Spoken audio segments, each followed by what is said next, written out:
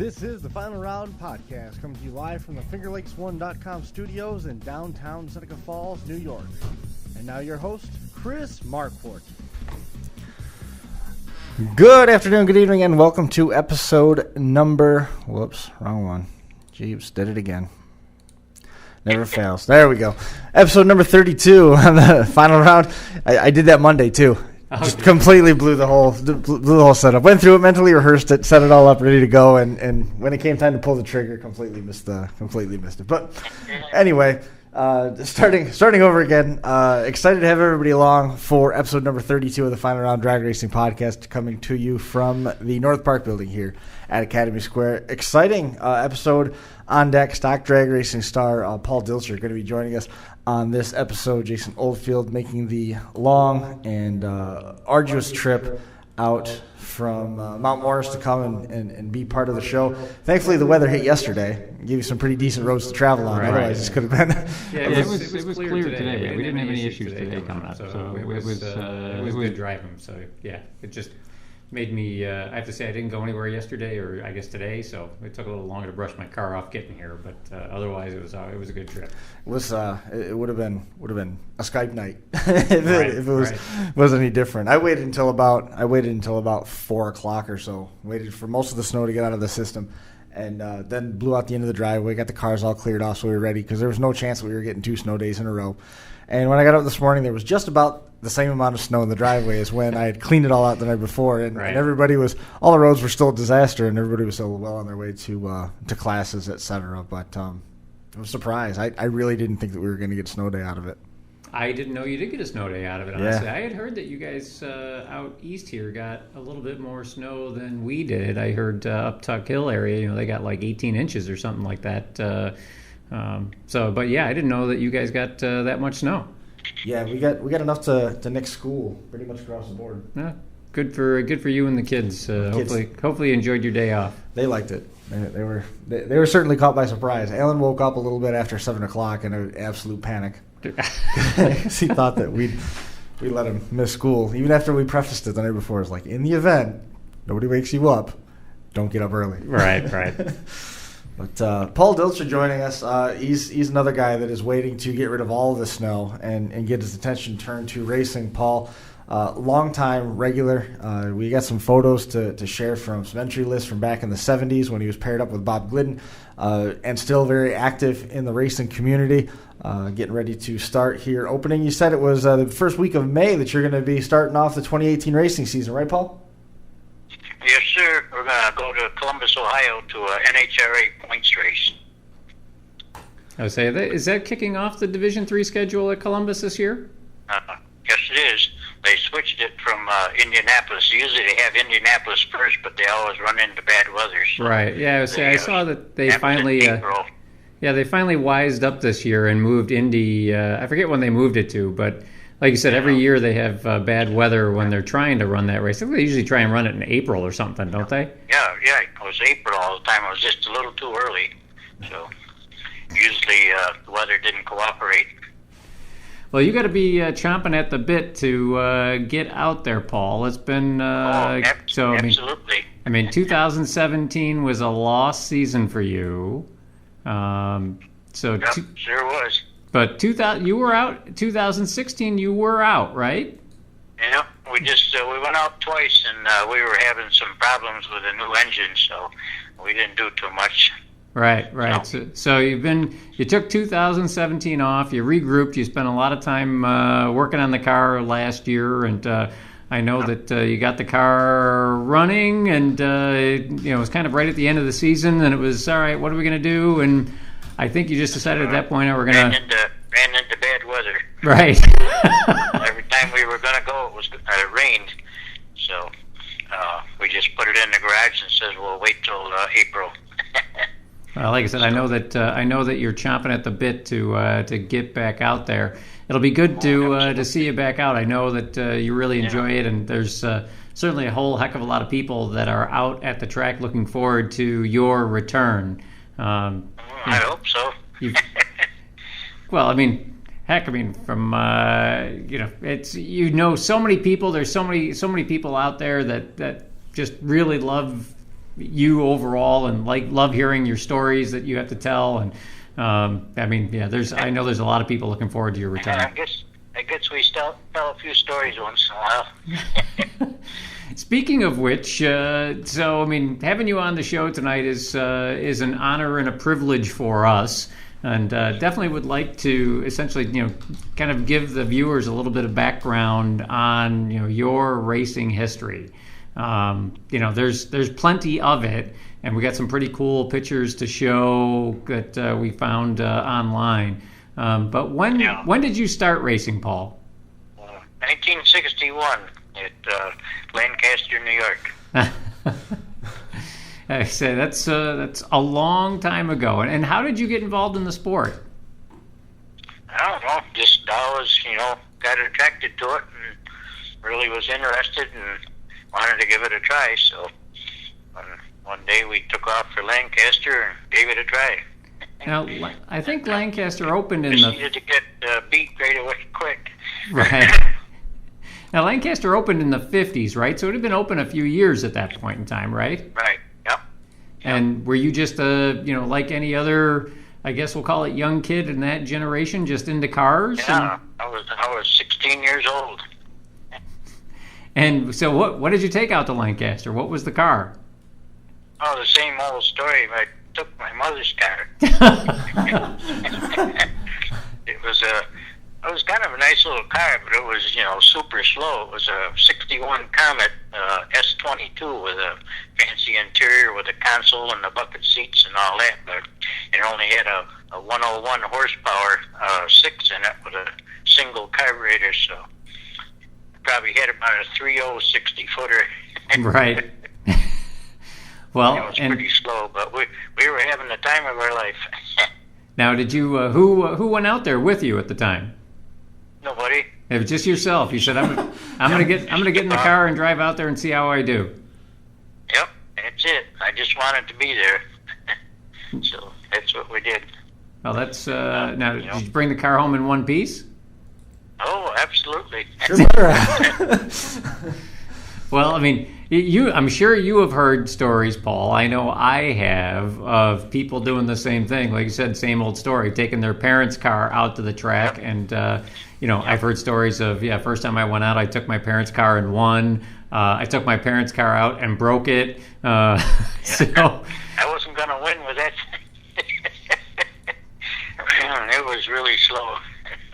Now, at that point in time, was it, I guess, what class was that at that point in time? Oh, geez, I don't remember, what it was. Probably about Z-Stock automatic or something. I don't know. It's, way down, in that. But, it's just some stock class. Right. But it was still stock. It was still stock eliminator. Yep. Right, yep. So then how long did... I've ever ran, except for 2 years I ran super stock because we had to. But other than that, stock eliminator is the only thing I want to run. Right, yep. And I had mentioned to Chris that you've basically spent your entire career in stock eliminator. Yep. That's all I ever wanted to do. I don't, care for all the other classes. I just like, what this class has to offer. Right. Now, when... stuff of, really having to pay attention to detail and squeeze a little power out of, not much of an engine. Yeah, I will say, it's quite amazing. That's one thing that I've never really, I won't say understood, but just never really known how you guys do just that. It really is amazing when you look at the ETs that you're getting out of these cars, how you're doing it with the limitations that you have from engine standpoint, right? I just, like I say, you have to just pay attention to detail and just, blueprint everything and get it right down to the closest thousandths that the spec will call for. And a lot of other little things. And then there's quite a few things that, they let you do that really doesn't, show to that. But, just say like an 8-inch torque converter, they make, a bunch of ET and stuff. And, you don't have to do nothing special there, just, put it in. So, right. but there's a lot of little, a lot of little different things. You can, drill the axles and cut down the ring gear, and, there's all kinds of different things you can do. Don't give away all your secrets. There's all kinds of little things you can do. You just don't want to get too greedy. Stuff. Some guys get too greedy and they get thrown out. So. Right. You were talking about getting as close as to the tolerances of what the rules would allow, and right. that made me think. Obviously, technology has come along quite a ways in terms of checking things and teching things. So we all know that those tolerances have become more precise. What has that done in terms of making things more durable or less durable or more expensive? Because it would seem that as the rule enforcers become more precise, you have to be more precise with the creation and with the implementation of any of those gray areas that you're trying to fall into. Well, they just, like they give you, a cam spec and stuff that you have to do. So you make a rate of lift cam, so it makes the ramp real radical. So that's rough on valves and stuff. And then, so then they give you, bigger valve springs and more pressure. So then that, tears up all the retainers and the rocker arms and the studs. And so you have to keep buying more stuff to keep updating. And you have to buy $1,000 Schubeck lifters and stuff. So, then roller rocker arms, and then it just keeps, going. And so finally they got it all figured out. They let us have everything except for the lifter. See, they should let us just run a solid lifter or roller lifter and get it over with. But they don't. So if you have one of those Schubeck lifters go bad, your engine is history. Yeah. It's just like when one of those things go and it gets all ground up, it's just like somebody took a handful of diamonds and threw it inside your engine. Oh, no. Everything is junk. That's what I had happen in 2014 in Las Vegas. Really? And just, the whole engine was just shot. Did you tow out there yourself, or did you have the car meet you out there and you flew? No, I towed it out. No, I tow all the time cross country. All the time. That's a long ride home. Contemplating how much damage is sitting in that trailer. Yeah. Me and a friend of mine, we did it for the first time in 1970, and it's still fun, except the road's a lot longer. Yeah. So now these days, Paul, they, I guess, did NHRA finally cave with regards to changing all the components, basically because guys were complaining, hey, look, this will make it... Right, yeah. It'll Everybody, make it... complains, and plus they want to, I guess probably have the manufacturer sell a few more pieces and stuff. Right. And a whole bunch of guys, they're always looking for an advantage and stuff, so they think if they get some new part, there's going to be an advantage and stuff, or more and more guys, they don't want to have to conform to all the rules and regulations. They want, more leeway and stuff, so that gets a lot of, stuff allowed. Yeah, I was going to say, were the changes for the better, or did they just really require everybody to go out and spend a bunch of money? I don't know. It just all depends on how you look at it. You definitely spend more money, no doubt about that. But some of them, are for the better. Then, a lot of it, it makes it worse and stuff. So, hard to say. Right. Just say they let everybody have a two-step in stock eliminator, so that, brings in a lot of other things and stuff, and, just makes it tougher and tougher and that, so. And I have to assume they were really catering to, let's call it, the ET racers, if you will, that were running in stock eliminator, right? Right, yeah. They were the ones that, wanted that. Right. See, but then they can,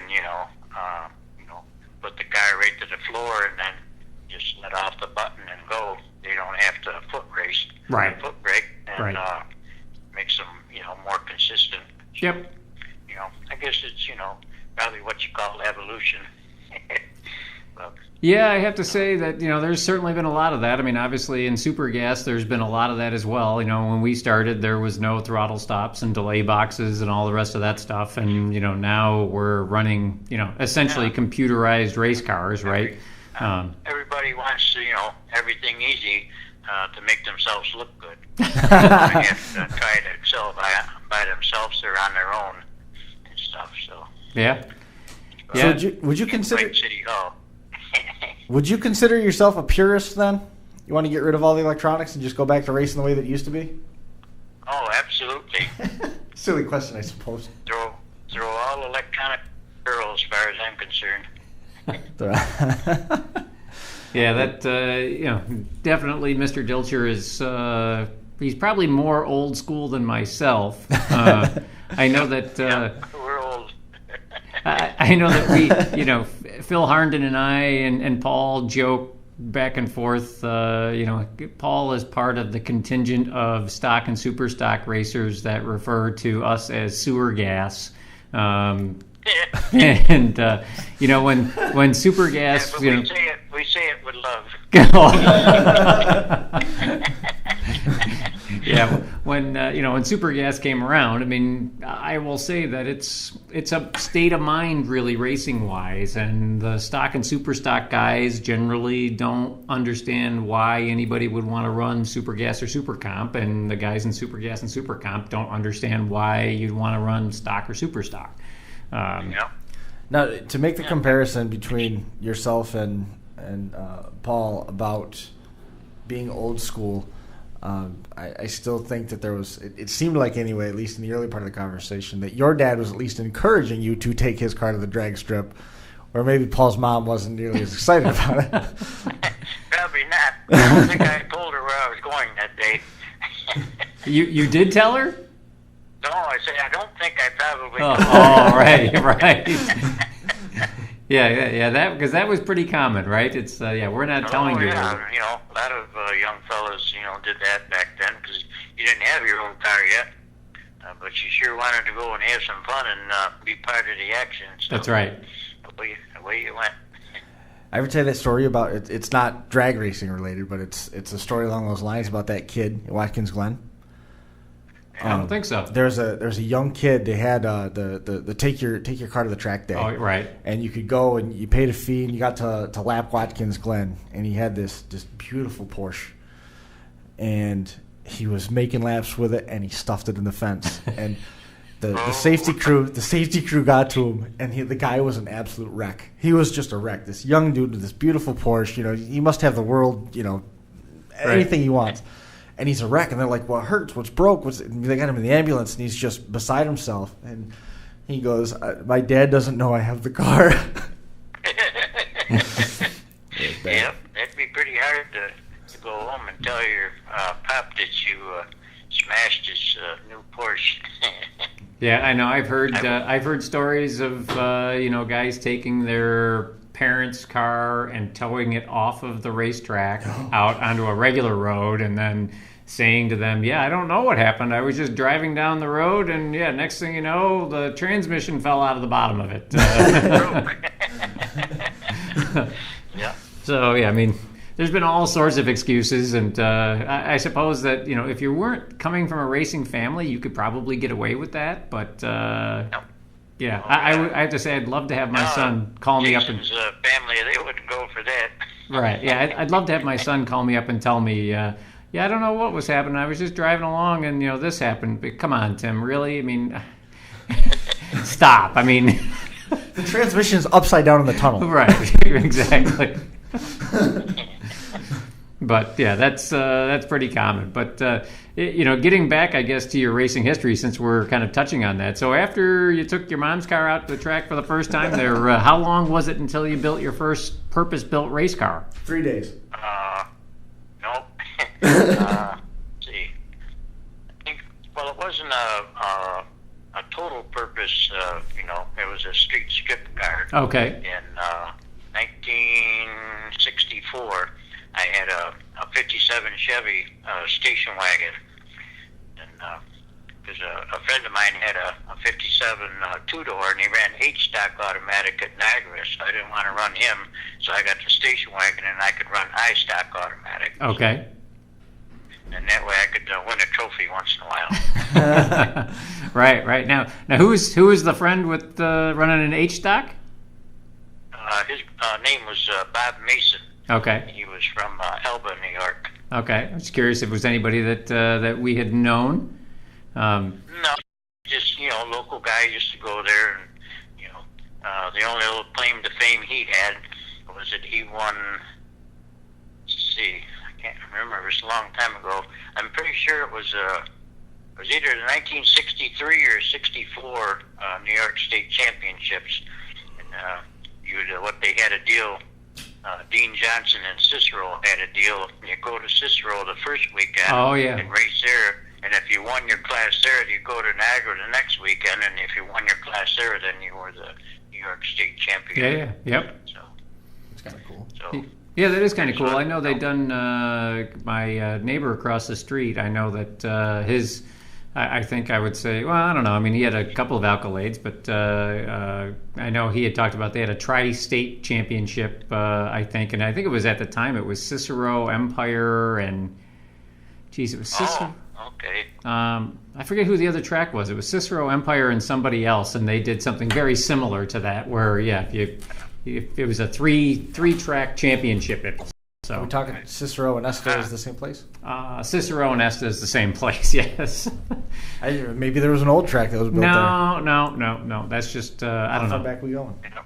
Yeah. Cicero, they used to have the red light hooked up to the refrigerator door, I think. If you were from out of town, and then you were getting down close to the final, and you're against the local guy, old Tiny there opened up the refrigerator for a beer, and you lost.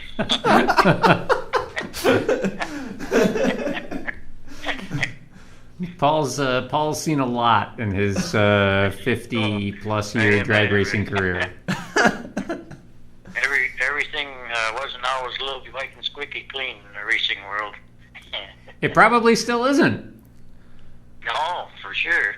But, the new modern timing systems eliminated a whole lot of that. Right. And stuff, because you had a person running the tower, and all the ET tickets were handwritten. Right. They could play a lot of games and stuff. Sure. And they were played. Yeah, I guess I never really thought about it. I was a recipient on one of them in 1972 in Montreal, Canada, at the Grand Nationals. I got down to the semis, and I was racing a Canadian guy, and Molson Beer was the first big, corporation that was putting money into an NHRA national event, and they needed a Canadian winner, so I conveniently broke out by 1,000ths of a second. Yeah. And that was unheard of in 1972. And the run before, on that run that I broke out, I went 6 miles an hour slower than I did the previous run, and went faster. Yeah. So didn't have to be a road scholar to figure out what happened. Right. Also, they needed a Canadian winner for the advertising, so Paul got marked out of the program. Now, actually, Chris just had a time ticket that you gave me a few years ago that I had scanned. Oh, okay. And that was from Le Grand National. Yeah, that was the one. I showed you those tickets before. Yep. Yep. Now that one says Super Stock U. So was that one of the years that you were forced to run Super Stock? Yep. Yeah, that was the first year, 1972. They eliminated Stock Eliminator at the end of the 71 season, and then everybody had to change their car into Super Stock. And so I ran Super Stock with that car in 1972. And then I built a 65 Chevelle convertible for 1973 and 4. And then I got rid of that. So. Okay. So that time ticket that I had scanned there was actually from that event where you broke out by 1,000, even though you went 6 mile an hour slower. Yeah. In the previous run, I won a 42 with a 6, and I beat the Fink brothers from Zanesville, Ohio. Yeah. They had a Hemi Cuda convertible, and I beat them. Then I come around and race this guy, and I took a look at him and stuff, and I said, well, I got quite a bit of room. This is going to be a little easier than I thought. I was going to lock him right up and slide through, and I said, my luck, I'll probably crash. So I just laid on the brakes, good and heavy and stuff, and went 6 miles an hour slower than the run before, and I went a 41 with a 9. And you could see where they put the pen on the paper a few times and then traced over the 41 with a 9. It's like, it was probably a 44 or something. It's like, we're going to make this a 41. There we go. Should have been like 47. Right, yep. Yeah. Because, that car didn't have a lot of horsepower. You didn't have any wheel spin problems, and that was a super good track. So that car was, deadly consistent. And, you could tell just the way the car felt and the way it left or what you were going to do. You could tell within a couple hundreds, every run of what you went before you seen your ticket. Right. And, so I figured it was going to be right around the 47. But I was wrong once again. That's a lot of passes to know to the 100th of a second. Yep.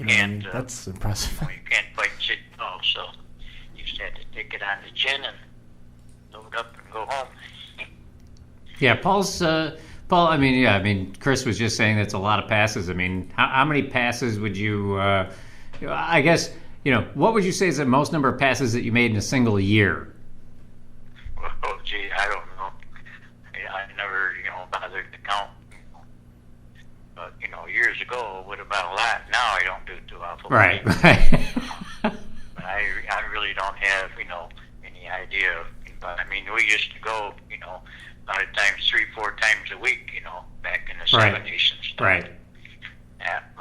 And then back then they'd give you a whole bunch more runs. Now you get 2 runs, and once in a while you go to a race, so it might give you 3. Right. Yeah. So. Well, yeah. Unfortunately, as well. A few first round casualties that keeps your number of runs down. Right. Well, yeah, and as well as I do, unfortunately, that we are filler for the pros. So, yeah, we get runs if they need us to fill time, but otherwise, if they're running low on time, we're the first people to get cut. So. Yeah, I don't figure out, why it takes them so long to run all these cars. Years ago, they had a lot less, sophisticated equipment and everything, and a lot more cars, and they got them all ran off. Right. So I don't know, what their problem is, but but it's all, I guess, part of the evolution. Right. Just there, give those guys some time to service their engines. So, that's all a national event amounts to. Right. Exactly.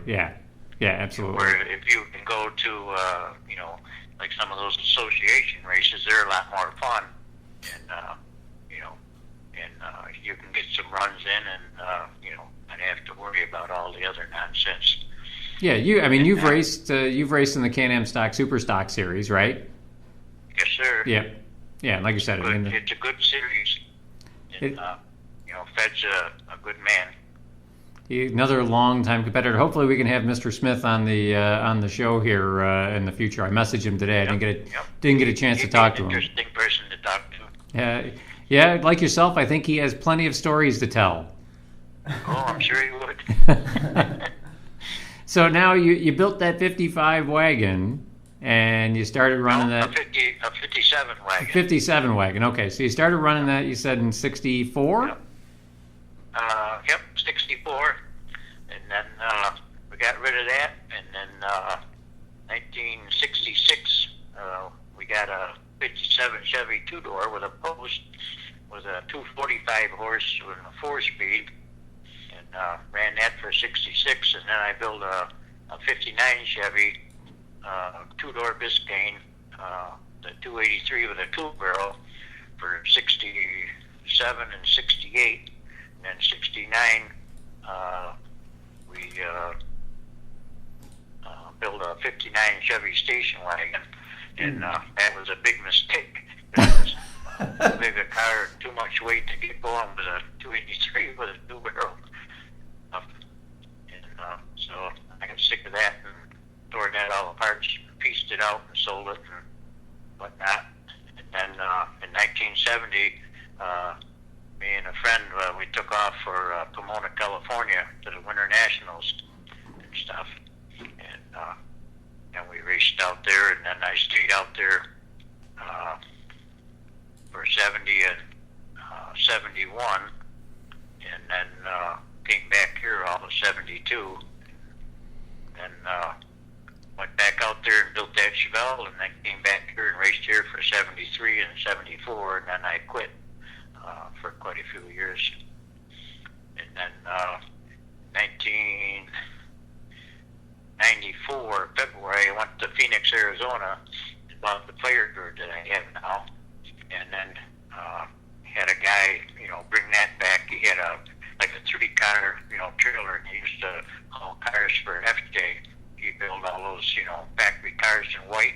Right, yep. And then he'd take those and deliver them around the country. So one time he was coming back from California. I think he had taken a car out there for DeFrank and somebody else.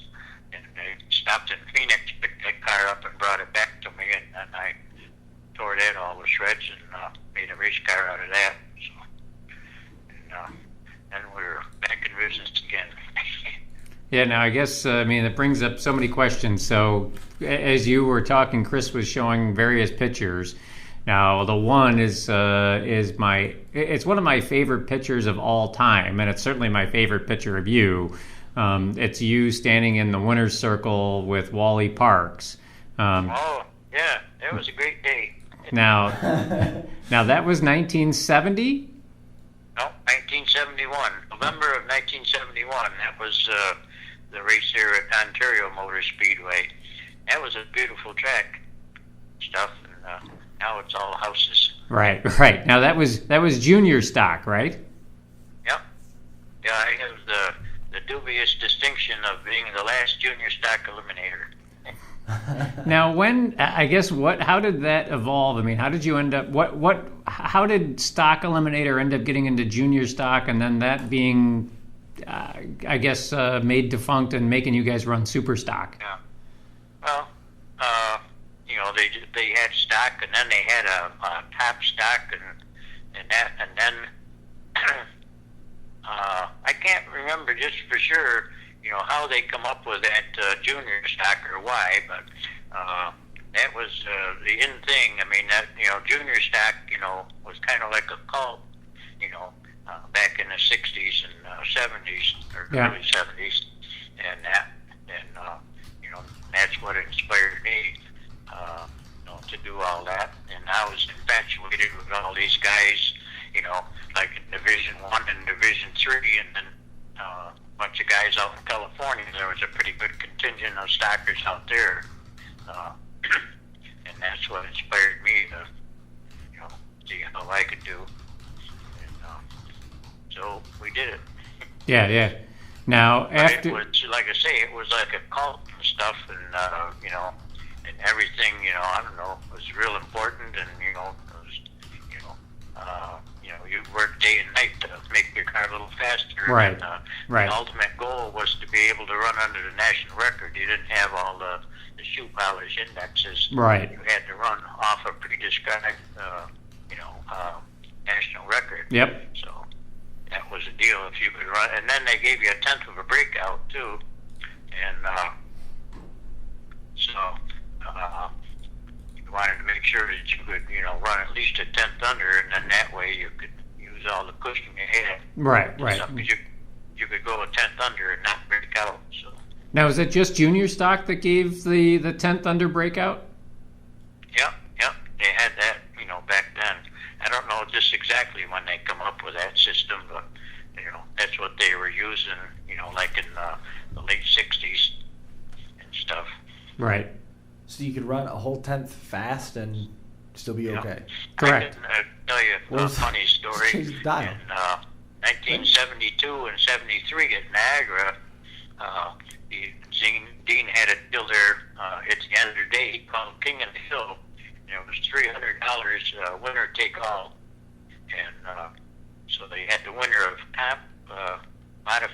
super stock, and then the 2 ET brackets. And everybody had to run on their own rules.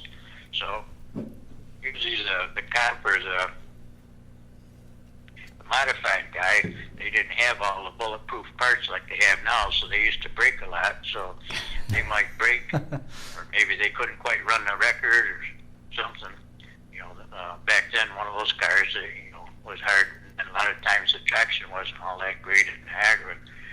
And then the ET guys, they had to run on their rules, so they had zero breakout, and I had a tenth of a second, that I could go under, so I had a tenth on those guys before I even hit the gas. Right. So every one of those I was in 1972 and 73, I won.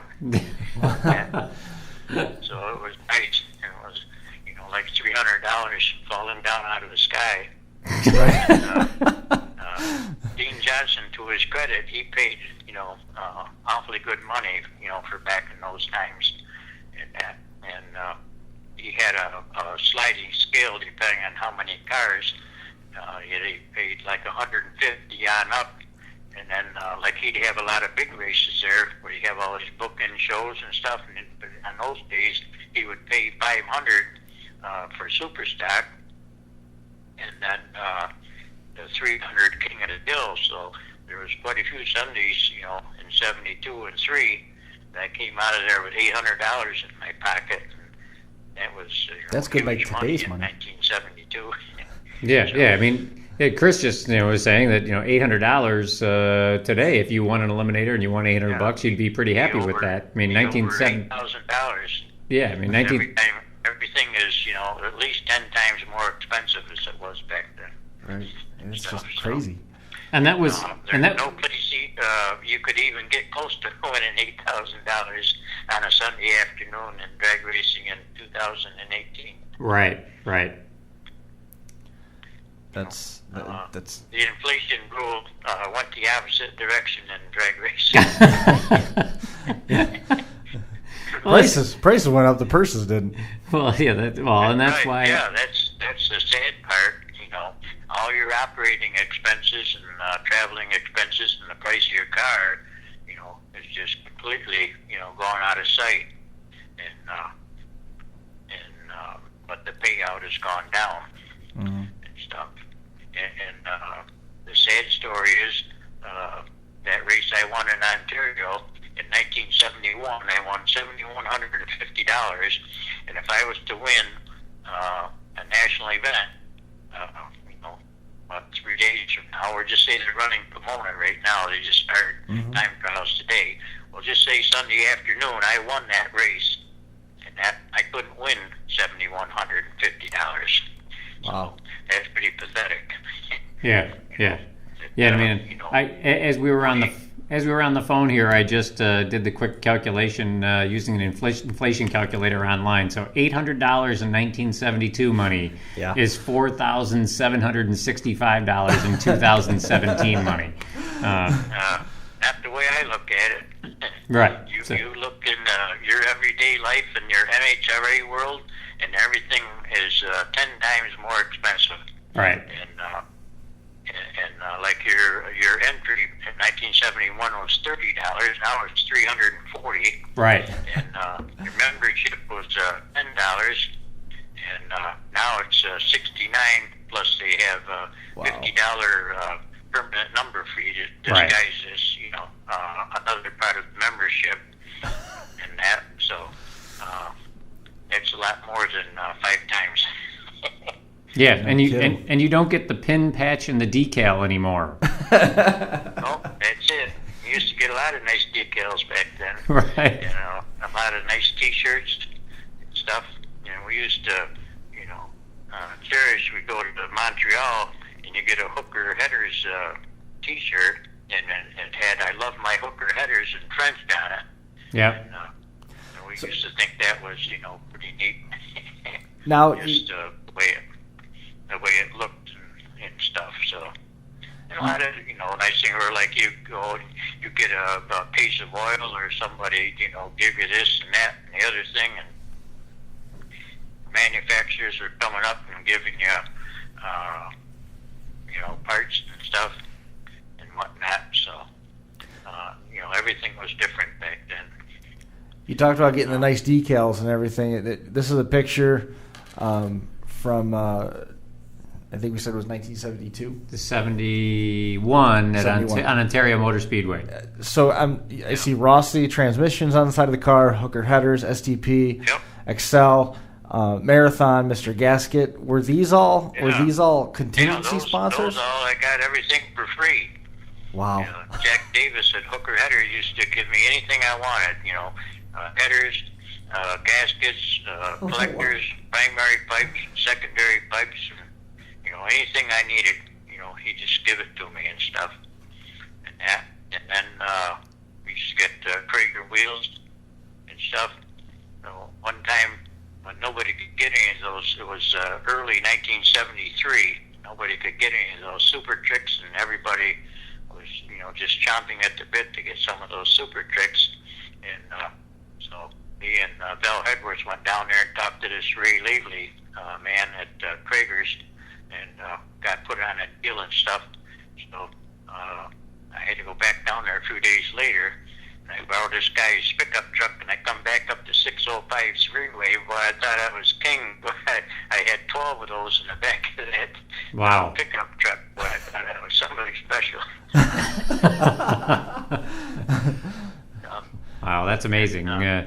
We used to get that Tony Rossi at Rossi Transmissions. He used to give me a transmission converter, and then Racing Head Service. They give me a whole complete set of heads, and give me some other perks and stuff here and there along the way.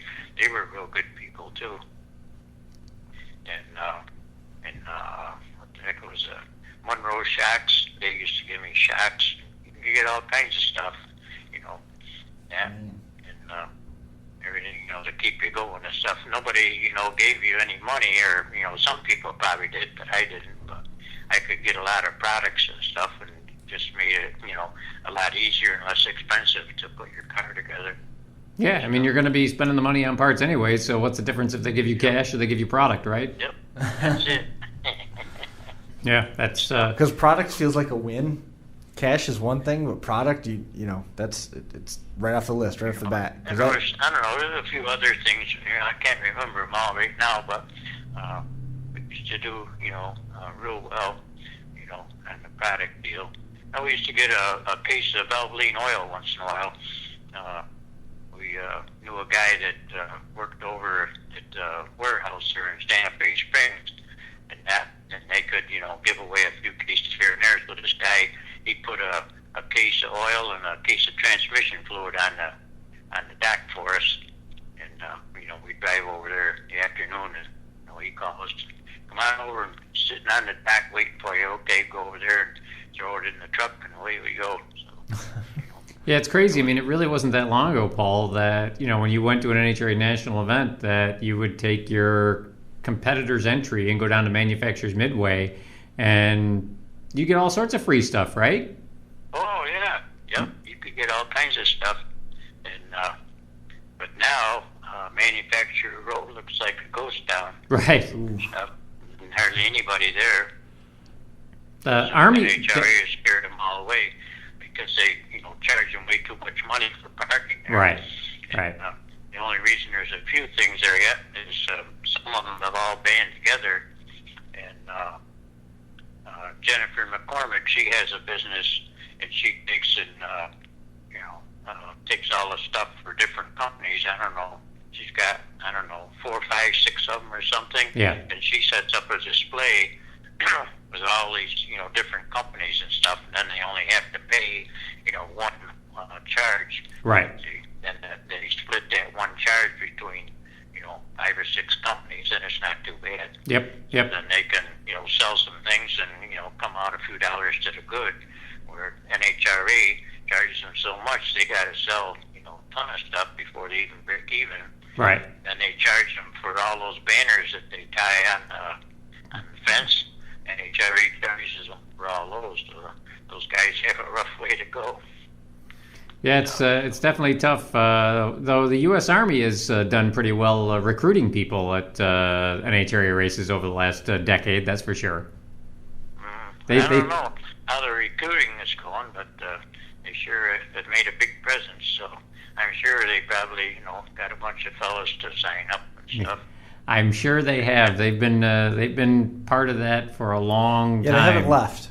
Yeah, they have not left, exactly. They must be getting the recruits, right? By now they would have, We're getting something. Right, yeah. Yeah, it's pretty incredible. So when you got back into racing, now what year was that you came back in? It was like October of '93. I decided I was going to do it again, so I started rounding up some parts. And then February 1st of 1994, I took off, drove out to Phoenix, and then looked around for a body out there. It took me a little over a month, but I finally found one. And so then I drove back home, and then I had this guy from Missouri that was transporting those cars for FJ, and I had him bring that back. And then I took the rest of '94 and all of '95, building this thing. I didn't work as fast as I used to.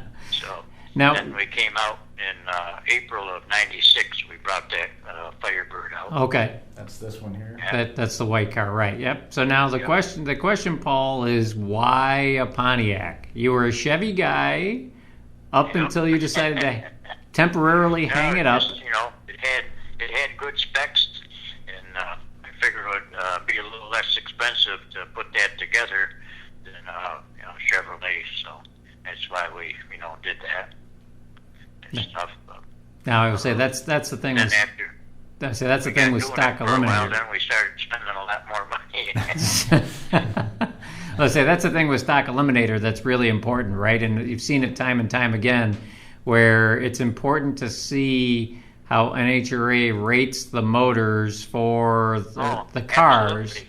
You don't want to just build a car because you like it, or your grandmother had one or something like that. You want to do some research and pick a car. You kind of know kind of what class you want to run, right? Or kind of what car you want. So you got to look through the books and pick out a car that you would enjoy to have and drive, and fit it in the class you want or close to it. Or if you just build any old car and it has bad specs, no matter how much work you do to it and how much money, it won't be competitive. So right. So this one had some good specs and that. Those Pontiac engines are pretty easy to work on, so seemed like a good idea. So. Now, was there a learning curve for you with the Pontiacs compared to the Chevys, or were you familiar with them already? No, I just, the only thing I have to do different is the camshaft. But other than that, I just do everything the same as I would if it was a Chevy. And, a lot of people say, Ford, you got to, do all this. And, Pontiac, you got to do all this, but I don't know. I just found out that, any Chevrolet stuff seemed to work pretty good. Right. Except for the camshaft. See, the camshaft, you got to have a lot of duration and stuff, and not try to RPM it. You got to torque it. Whereas a Chevrolet, they love RPM, so Pontiac's different. They'll actually go slower if you wind them up, and eventually they'll blow up. So it doesn't work out too good. Other than that, all your rings and bearings and valve jobs and all that, and just do everything the same as a Chevy. Yeah. Now you had mentioned, or before I guess we went on the air, you had mentioned earlier, Val Hedworth earlier, and we had talked just briefly before on the air. There was a picture of you and Val in a race in the finals, I think it was. Yep. Yeah, that was Ontario. Okay, so that was Ontario. And was that 71? Yep, November of 71. So the picture that we have of you standing in the winner's circle is right after that race? Yep. Oh, that's super cool. So we have... So yes, that picture right there, Chris, is the finals. That leads to... That leads to that picture in the winner's circle. That is super cool. Well, only. Yeah, that's super, super cool. Getting on there. No, that was an awesome race. because we had, me and Edwards, we were super close. We were just like brothers back then. Yeah. And, we had the team cars. They were, same color and, painted up the same. And so it was him and me in the final. But in the semifinals, it was him and me and Dave Portman and his wife Judy Portman in two rat shop Dodges with those, kind of like flag stripes down the side of them and stuff. Yep. Rod shop Dodges. Oh. Val beat Dave Portman, and I beat his wife Judy. And it was him and me in the final, so it was a big deal that these two big hotshot factory cars got beat by the two Chevys stuff. So. Now, so Val, you had said that Val was a heck of an engine builder, so he was building your engines for you at the time? Yep. Yeah, he built the engine in both of those cars. We're just going to cruise past him and I, we worked together on both of those. And that 56 wagon, there's a two-door wagon, but it was a very unique car at the time. We went out looking for, a body, and we found it in Rialto, California. And it was a two-door station wagon, but it had a sedan delivery tailgate in it. One of those big one-piece, doors. Really? Right. And stuff. It was super rare. The only thing I can figure, there was an Air Force base close to there, and remember, I think it was Norton Air Force Base, I think, and I figured it was something that the Air Force had purchased, and that, and but NHRA wouldn't let us run it. We had to take that out and put the two-door or two-piece, tailgate in it. Yeah. And stuff. But him and I, we worked, back and forth on both of those cars. He was the engine man and the brains of the engine department, and made real good power. Now, how long did he build your motors? I mean, he built your motors until you quit? No, he built the motor for that car, and then he built the one for that 65 Chevelle. Okay. And then he built, I forgot, in one car, in 1978, I built a 60 Chevy, and a 283, for stock, and he built the engine in that one, too. I forgot about that one. And I didn't have that one, only for a few months, and I decided I'd build the least expensive small block Chevy stocker that I could, so I built that thing, and it ran real good. Ran almost 3/10 under the national record and stuff. But it was too hard to drive. The thing, wouldn't leave, very well and stuff. And it was too slow, and you couldn't cut a good light. You was late all the time. And then if you didn't, stay right in the water to do your burnout, if you, got the tires wet and then pulled out on the dry stuff, it wouldn't always spin the tire properly. So we were in bad shape. So I got sick of struggling with that thing and sold it. Was that just a weight balance thing? I mean, the way that the car was built from the factory and how the weight transferred? Pardon? Was that just something from the factory? It just wasn't built for drag racing, or was it just that car? Didn't have enough power. Yeah. You got out on the dry stuff. It didn't always have enough power to spin the tire stuff. So, gotcha. No, it was regular race car. Had his race engine in it, and we had an A1 trans and A1 converter, and some more free hooker headers. So now, once you came back, it was an actual race car, but I just got disgusted with it because it was you were knocking your head against the wall all the time. Right. Now, once you came back with the Firebird, I know you won at least one big race with the Firebird. Oh yeah, I get lucky. I won a few of them. I took my licks in 1996. Coming back, after such a long layoff, we were getting a treat pretty good. Yeah. And then the end of '96, I took off for California and went out there to the World Finals, and then went to the Phoenix Points race first, and then went to the World Finals, and then came back and spent the winter in Phoenix, and then went back out for the Winter Nationals in '97. But anyways, like I say, I didn't do, hardly nothing in '96 because I was in the learning process, I guess. Right, yeah. So in '97, we went out and we went to Pomona, and we got to the fourth round there, and I broke out by 0.08. And then I came back here, and we went to the Numidia points race in Pennsylvania, and I got lucky and I won the final there. And, I beat Mark Dickerson by 0.03. Oh man! So that was very rewarding. It made my comeback and all the work that I did and adversity I went through to put that car together made it all worthwhile. Right. Yeah, I thought there was a Division I event that you had won. I was going to say it was Lebanon Valley, but Numidia. No, it was that one, and then we had a little dry spell. We didn't win it. I stepped up my engine, program and stuff.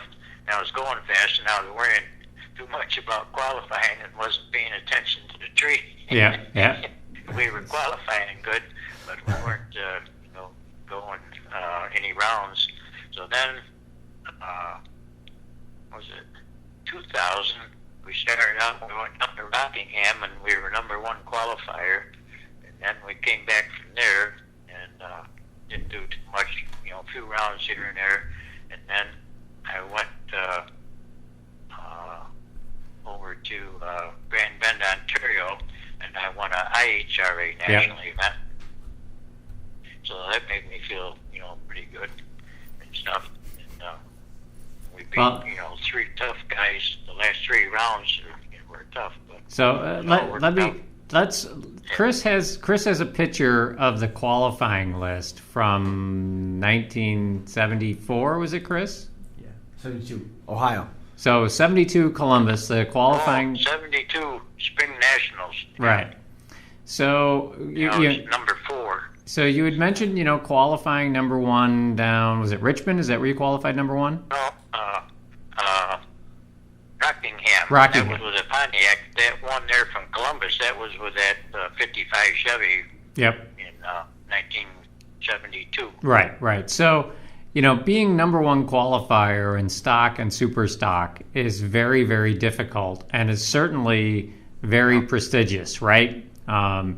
It's, you could say that. So, now, and if you were to say, go back to 1972, what was more prestigious? Was it to be number 1 qualifier, or was it to win the Eliminator? Oh, absolutely. Win the Eliminator. Okay. But number 1 was pretty good. So if you qualified number 1 and you didn't win, you still had some bragging rights. And, right. Felt good about yourself. But no, winning the Eliminator, that's always, number 1 no matter what and stuff. So. Yeah, I mean, it's really incredible when you go through and you look at the names, from guys like myself. I mean, I saw Bob Glidden up there at the top, John Linkenfelder second, Dave Bortman third, you fourth. Yeah, I'm the only one that's still alive. So that's but number 10, Dempsey Hardy. I mean, he went on to win a bazillion races in modified Eliminator. Yeah. Now Robert Glidden. That poor guy passed along too. So. Yeah, I'm assuming Robert Glidden, is that Bob's dad? Yep. Okay. No, he had 2 cars back then, and he had somebody else driving one. Oh. But it was listed in his name. Back then, you could juggle some stuff around, and it wasn't the end of the world. Or they didn't want to put you in jail like they would now if you entered. Just say I entered 2 cars, and I put Jason in drive one for me. Oh man, they'd want to put me in jail if they found out, Jason was in there. Yeah. Everything has changed now. Yeah, it's really incredible. And Chris, if you continue to scroll down that list, I mean, the names really are unbelievable. So let's see, names that stick out. So there's Greg Charney, number 17. He won Indy, I know. I'm not sure what year, but I know he's an Indy winner. Bobby, he might have won in '72 because I remember I raced him in 1972 at Indy in the second round. Man, it was super tight, Yeah. And I kind of thought that I, hit the nose on him, but I really couldn't tell. But then we got our ticket, and I found out the worst. Well, if it makes you feel any better, Greg is still alive. Greg's still alive, and I'll see if we can get Greg on the show. I talked to him on internet a few times and stuff. He's all right. Yeah. Greg's a good guy. Yeah. But keeping going down the list, I mean, number 18, you had Bobby Warren, 19, Val Hedworth, 20, Ken Montgomery, 21, Greg Lunaic. I mean, those are all household names. 25, Tom Crutch. Just for the record, that Greg Lunaic, he has a clone to the Motown Missile now, and he's running A-Stock Automatic with it. He'll be at Pomona right now. Yeah. Stuff. Yeah, actually, I didn't think about it, but qualifying started today, right? In Michigan, I can't remember what his name was, but some fellow in Michigan built it a few years ago. He raced it for a while, and then he parked it, and then Greg went and bought it, and that. So. Yep. Yeah, we'll have to get on the internet and take a look at that car. We're doing that later. Then in 1998, when we were still getting started, we set the national record at Maple Grove with that Pontiac stuff. And I want to mention Jim Marshall. He helped me an awful lot with this car, and it was a lot faster over the years with his help. Well, he and again, just another name that is a legend. And that guy, he's raced all over the place for years. Right, yeah, just really racer. Really, really incredible. I mean, I know that we've barely scratched the surface really with regard to your racing career. I mean, it's hard to really get too deep into it just because of the fact that it spans so many decades. But it's this Pontiac in 2002. Yeah, okay. In 2004, I won the points race at Columbus, Ohio, and that was pretty gratifying because that's usually kind of a tough race to win. Oh yeah. And stuff, and they had a good-looking winner circle too, so that helped. So you're gonna go back and defend this year. I don't know about that, but we'll be there. And then in 2005, I won a national open at Island Ragway in New Jersey. And then in 2006, we won IHRA points race at Empire. Yeah. And after that, it was all downhill. Well, I don't know if I guess would. That's when I turned into a has-been. Well, you obviously still enjoy it because of the fact that you're still out there, working on the car. It's not anywhere near as fun as it used to be, but it's still enjoyable. Right.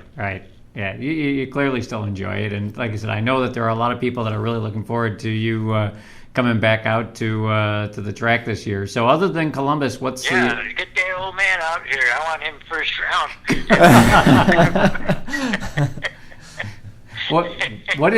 What's the racing schedule other than Columbus this year, Paul? Well, I don't know. I'm gonna do Columbus, and I'm gonna do Norwalk, and then Maple Grove, and then we'll have to take a look at things and see what we think. Right. Well, if nothing else, I don't know that we'll be at Columbus, but I think Phil and I are planning on going to Norwalk. So if nothing else, we'll see you at Norwalk. Yeah, it's an awful nice track, and Bill and Bill Jr. They're wonderful people. Take good care of you. Yeah. Like I said, it is a beautiful facility. If any of our viewers, listeners have not been there, if they want to go to a race where they can enjoy themselves and be treated good, that's the place to go. Yeah, yep, I completely agree. It's a fantastic facility, and they really know how to treat not only the spectators, but they know how to treat the racers too. And make sure you tell your fans or listeners that don't miss a pound of ice cream for $1. It's amazing to me that still in 2000, I'm assuming they haven't raised prices for 2018, but it's amazing to me that in 2017 you could still buy a pound of ice cream for $1. It's awesome ice cream. It's not just some old frozen, water. It's actually good, nice smooth. Yeah, it is. Ice cream. It's super good. This is not the first time this topic's come up either. Everybody knows about the pound of ice cream for $1. Everybody. Everybody. This world famous. The problem is that because everybody knows about it, if you want to get it, you better get in line early. Oh, yeah. Yeah, you want to schedule. You don't want to go waddling up there, like at lunch or supper time or something. You'll be halfway back to Cleveland, but you time your arrival up there. You can make out pretty good. Right. Interesting. Well, what do we miss? I mean, there's still archives of stuff that we didn't get to. I mean, we can. Well, I don't know. We're gonna end up. I got some stories I can't tell you on the air. Those are our favorite. Yeah, but Paul, I've heard. I will say I've heard at least bits and pieces of a few of those stories. So,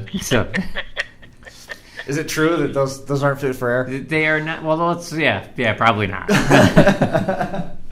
That's funny. But good stories nonetheless. Outstanding. Yep. No, we've had an awful lot of fun going around the country and met some awful nice people. There's a few bad ones along the way, but not very many. Well, I guess most of the great racers are pretty good guys. I guess once in a while, somebody their excitement will get the best of them, and they do something stupid. But basically, they're okay. Well, I guess kind of putting a pin in this the way that we have with so many legends before.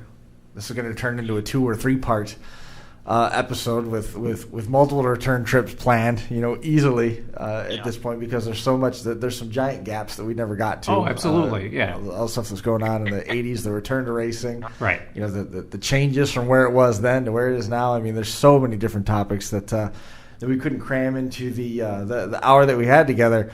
But nonetheless, this has been a great episode. We appreciate you coming on and hanging out for a little while. Well, I sure appreciate you having me. Would it be something that you would be willing to do again? Oh, absolutely. All right, that's good. That's I would say in the future, a good first step, right there. In the future, Paul, I'll come pick you up, and you can ride out with me to Seneca Falls, and we'll have you in the studio.